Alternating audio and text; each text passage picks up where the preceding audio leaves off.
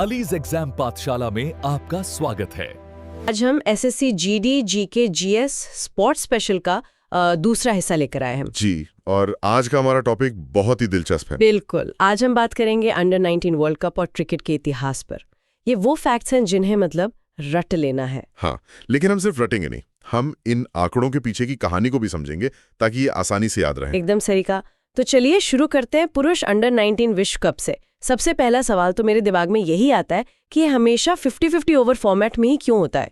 देखिए, ये एक बहुत ही अच्छा सवाल है। आज T20 का जमाना है, लेकिन गवर्निंग बॉडीज का मानना है कि अंडर 19 लेवल पर 50 ओवर का क्रिकेट अच्छा, वो युवा खिलाड़ियों को सही तकनीक, धैर्य और एक पारी को बनाने की कला सिखाता है। मतलब ये एक तरह से भविष्य के लिए एक मजबूत नींव रखने जैसा है। बिल्कुल, टेम्परामेंट यही बनता है। T20 स्किल्स तो वो सीखी जाते हैं। सही बात है।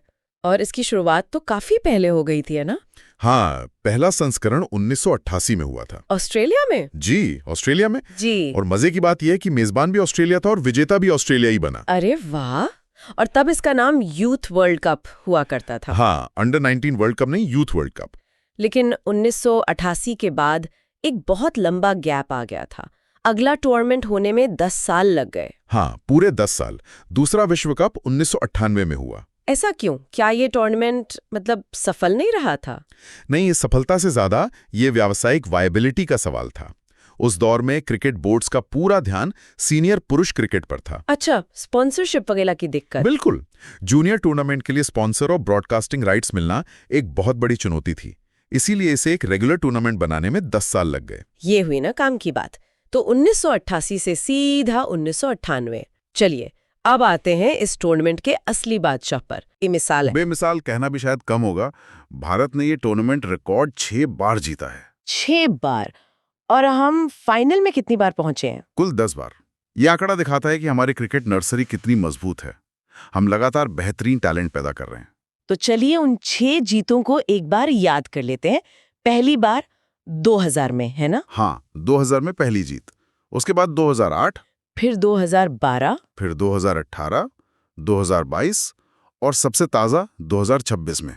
यहाँ एक पैटर्न भी है। हाल की जीतें देखें तो 2018, 2022, 2026। बिल्कुल, 4-4 साल का गैप। ये हमारी निरंतरता को दिखाता है।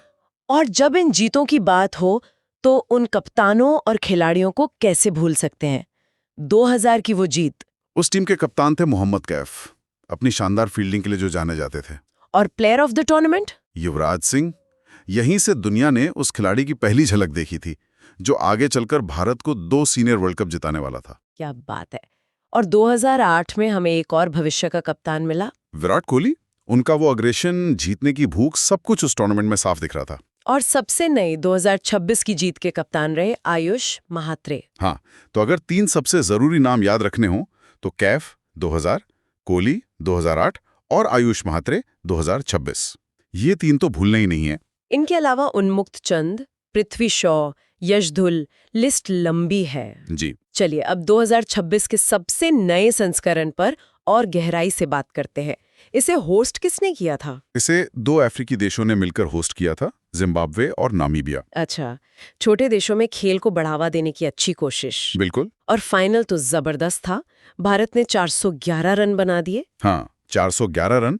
और जवाब में इंग्लैंड की टीम 311 पर ही सिमट गई। मतलब 100 रनों की एक तरफा जीत। पूरी तरह से दबदबा। कप्तान तो आयुष महात्रे थे, लेकिन इस वर्ल्ड कप को हमेशा एक ही खिलाड़ी के नाम से याद किया जाएगा, वैभव सूर्यवंशी। वैभव सूर्यवंशी।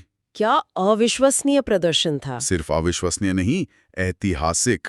वो फाइनल में प्लेयर ऑफ द मैच थे। और पूरी टूर्नामेंट की प्लेयर ऑफ द टूर्नामेंट भी। दोनों बड़े खिताब अपने नाम किए। और वो पारी 80 गेंदों पर 175 रन। अंडर 19 लेवल पर इस तरह की बल्लेबाजी सोचना भी मुश्किल है। ये आंकड़ा, ये तो बहुत लंबे समय तक पूछा जाएगा। ये सिर्फ रन नहीं थे, ये एक स्टेटमेंट था। बिल्कुल।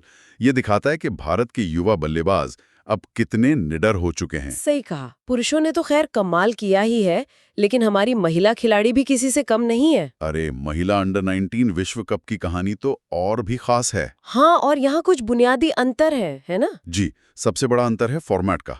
पुरुषों का टूर्नामेंट 50 ओवर का होता है, पर महिला अंडर 19 विश्व कप केवल T20 फॉर्मेट में होता है। अच्छा, ऐसा क्यों? क्योंकि महिला क्रिकेट को विश्व स्तर पर लोकप्रिय बनाने में T20 फॉर्मेट ने सबसे बड़ी भूमिका निभाई है, तो उसी पर फोकस किया जा रहा है। ये तो बहुत नया टूर्नामेंट है, अब तक सिर्फ 2 ही बार हुआ है। हाँ, 2023 और 2025 में।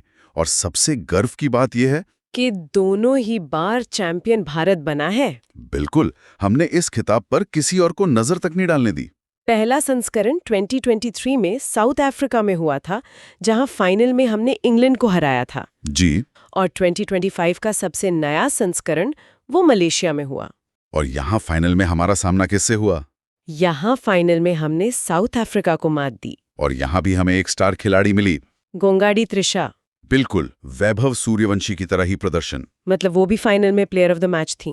प्लेयर ऑफ द मैच भी और प्लेयर ऑफ द टूर्नामेंट भी। ये समानताएं दिखाती हैं कि भारत में दोनों ही स्तरों पर क्रिकेट का भविष्य कितना उज्जवल है। अरे वाह, यहाँ एक बड़ा मजेदार कनेक्शन है। क्या? 2025 में हमारी महिला U19 टीम ने साउथ अफ्रीका को फाइनल में हराया और 2024 में हमारी सीनियर पुरुष टीम ने T20 वर्ल्ड कप फाइनल में साउथ अफ्रीका को ही हराया था। ऐसा लगता है कि साउथ अफ्रीका के पीछे तो हम हाथ धो के पड़ गए हैं। बिल्कुल, लेकिन ऐसा नहीं है कि हम हर जगह जीतते ही हैं। दुबई में हुए अंडर 19 एशिया कप में कहानी थोड़ी अलग थी। हाँ, वो याद दिलाना भी जरूरी है। वहाँ हम फाइनल तक तो पहुंचे, लेकिन खिताब नहीं जीत पाए। फाइनल में पाकिस्तान से हार गए थे। जी, हमें अपने पारंपरिक प्रतिद्वंदी पाकिस्तान के हाथों हार का सामना करना पड़ा। तो ये भी याद रखना जरूरी है कि U19 एशिया कप का विजेता पाकिस्तान था और उप विजेता भारत। सही है। चलिए अब अंडर 19 से बाहर निकलते हैं और क्रिकेट के विशाल इतिहास पर एक नजर डालते हैं। मतलब द फर्स्ट्स। प्रथम। ये हमेशा से ही परीक्षाओं का एक पसंदीदा टॉपिक रहा है। क्रिकेट का जन्मदाता तो इंग्लैंड है, लेकिन आप देखेंगे कि ज्यादातर पहले मैचों के इतिहास में ऑस्ट्रेलिया का नाम जरूर जुड़ा है। वो तो पायनियर रहे हैं इस खेल के। बिल्कुल। जैसे कि इतिहास का सबसे पहला टेस्ट मैच 1877 में ऑस्ट्रेलिया बनाम इंग्लैंड, और जीता भी ऑस्ट्रेलिया ही था। फिर आया वनडे क्रिकेट 1971 में, और टीमें फिर से वही थी, ऑस्ट्रेलिया बनाम इंग्लैंड। फिर T20 का दौर शुरू हुआ 2005 में, पहला अंतर्राष्ट्रीय T20 मैच। इस बार इंग्लैंड की जगह ऑस्ट्रेलिया के सामने न्यूजीलैंड की टीम थी। और सबसे नया इनोवेशन पिंक बॉल टेस्ट, वो 2015 में शुरू हुआ, और यहाँ भी टीमें वही थी जो पहले T20 में थी, ऑस्ट्रेलिया और न्यूजीलैंड। तो एक पैटर्न साफ है।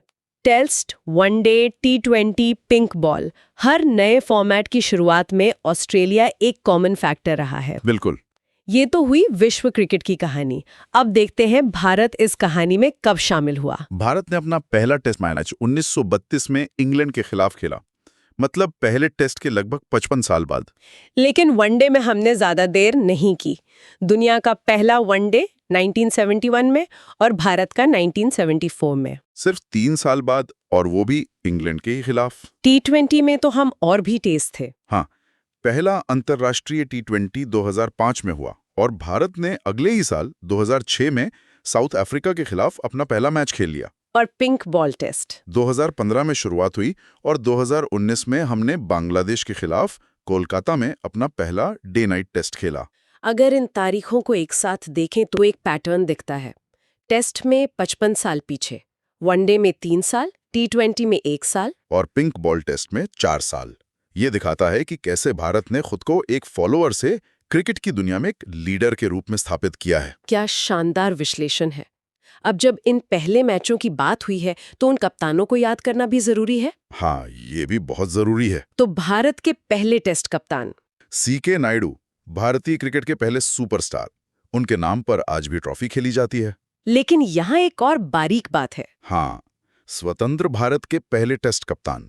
वो कौन थे? वो थे लाला अमरनाथ, क्योंकि CK नायडू ने जब कप्तानी की तब भारत पर ब्रिटिश हुकूमत थी। तो ये दोनों नाम महत्वपूर्ण हैं।